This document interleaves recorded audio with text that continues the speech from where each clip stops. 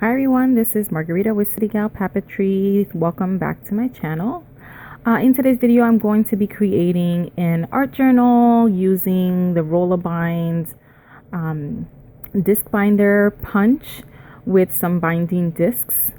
This is a really old punch. I don't know if they sell this anymore. I did check on Amazon and they have several newer versions that are one entire piece. This one is two pieces, one for measuring where you want your paper, and then the small square is to actually punch the holes with.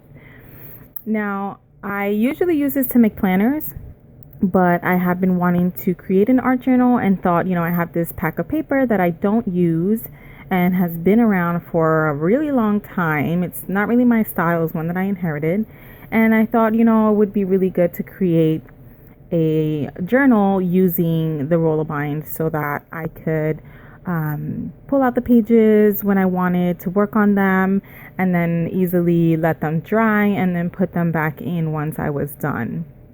I could also add pages or remove pages, and I feel like using the discs gives you a little bit more space when it comes to bulkiness if you like to use multimedia styled art journaling methods, then you have a lot more leeway with that.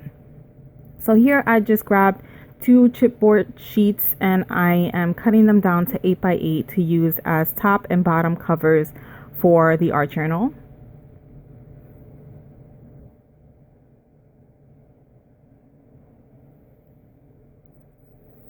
I'm freehanding this one, but I'm using the top cover to measure the bottom one, but it's much better to use a metal ruler. Now I use a metal ruler so this way I don't accidentally cut into the ruler like I have done previously with the plastic ruler. And so this way I have a nice clean cut and I don't have to worry about it getting uneven or cutting into the plastic ruler.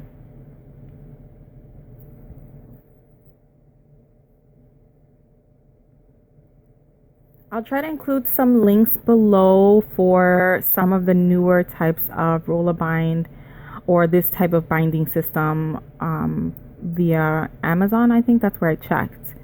And, in case you guys are interested, then you can go check them out there.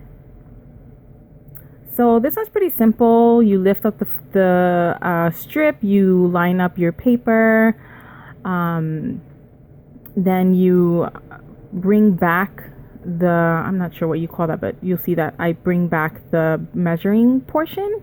I don't know what you call that. And then I just line up the puncher with the notches and then push down, and that's basically how I make my holes with this. It also has a nice reservoir in the back that holds on to all of the little pieces that have been cut. So you can see that. So you can cut quite a bit and it'll hold on to all of those little teeny pieces. So this one obviously takes a little bit of work because it only does 3 punches at a time. I think the newer ones do an entire row, like the whole siding at the same time. You can punch just at once. This one I have to kind of keep moving the whole punch down so that I can get everything punched. So I go ahead and grab my stack of papers. And I initially tried to cut through 4 sheets. I believe there's like 4 or 5 sheets there, just to kind of get a feel for how much I can do at once, since this is time consuming. And I quickly discover that that's too many. So I bring it down to just 2 sheets at a time. Now, these papers have a lot of glitter on them, which makes the cutting a little difficult at some points here and there you'll see. But other than that, the whole punch kind of cuts clean through for the most part. It's fine. There's just certain parts, like the bottom of this page, for example, has a lot of glitter and it's really thick. And I have to push a little bit harder.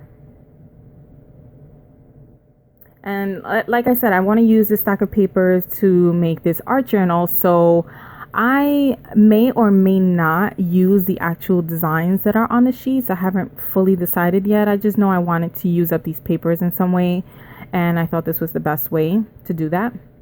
I am probably going to be covering a lot of these sheets with gesso, white gesso, and just starting fresh. But I do also have clear gesso, so I might also incorporate some of the patterns or designs that are on the paper. They do have a lot of glitter, which could be a good thing if I wanted to have some sort of art journal page that had glitter on it. And some of them have sayings, like this one talks about a princess or something, and it's like a fairy tale type of stack of paper. So here I've gotten all my papers punched, top and back cover as well, and I start to put the discs in. These are small discs. They are probably about an inch or so in thickness. I didn't check, but they're very easy to put into the slots. You put in one side and just push it right through. It's not that difficult at all. But just like the hole punch, you can't put too many at once. So I think I'm going just 2 sheets at a time, about 2 or 3 sheets at a time.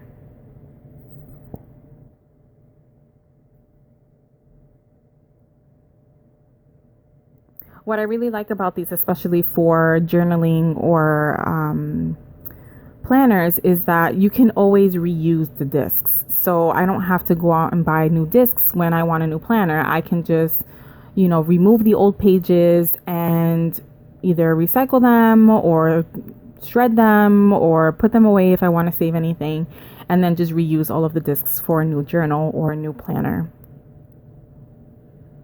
In this case, I can always change if depending on how I feel about the journal once it's completed. I could either take all the pages out and save them somewhere so that I can reuse the discs, or I can keep it together as one entire art journal. I would probably hold it together with like a binder clip or something like that. I would want to continue to use the same rings, the same discs. So I don't have to continuously buy them. So that's it for this video. I hope you guys enjoyed it. I hope you found this helpful, and I hope to see you guys again soon. If you like this video, please give me a thumbs up. If you are not a subscriber, please hit subscribe, and I hope you visit again soon. And let me know if you'd give this a try. Have a great day.